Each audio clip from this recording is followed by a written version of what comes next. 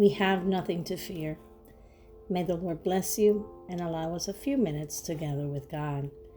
The Bible says in Psalm 23, verse 4, "Even though I walk through the valley of the shadow of death, I will fear no evil, for you are with me." Death, pain, and grief were not part of God's original design for creation. Death is a universal fear.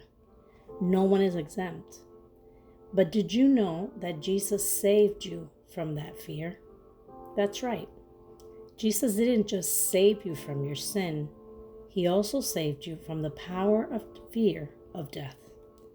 However, this doesn't mean that on this side of eternity, our hearts won't experience deep pain or feel the sorrow of loss. Even if you remove the venom from deadly scorpion, its sting would still cause pain. The scorpion's attack would no longer have the power to take your life.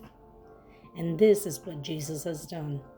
He has removed the fatal sting of death. And though we will walk through the valley of shadow, we have nothing to fear because the Lord will walk through it with us. We are free from the fear of death through Christ. For those of us who believe in Jesus as Lord of our lives, death is not the end. It is another beginning. Here lies the hope of glory. Physical death does not strip us of all the Lord, by His grace, has given to us. Death is merely a passage in God's timeline to extend our eternity with Him to the heavenly home He has prepared for you and me.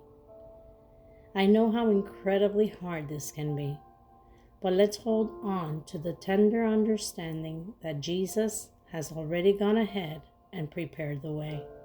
We have nothing to fear. Pain, grief, and sorrow do not have the final word. God does. I'd like to leave you with this promise in Romans 14, verse 8. If we live for the Lord. And if we die for the Lord.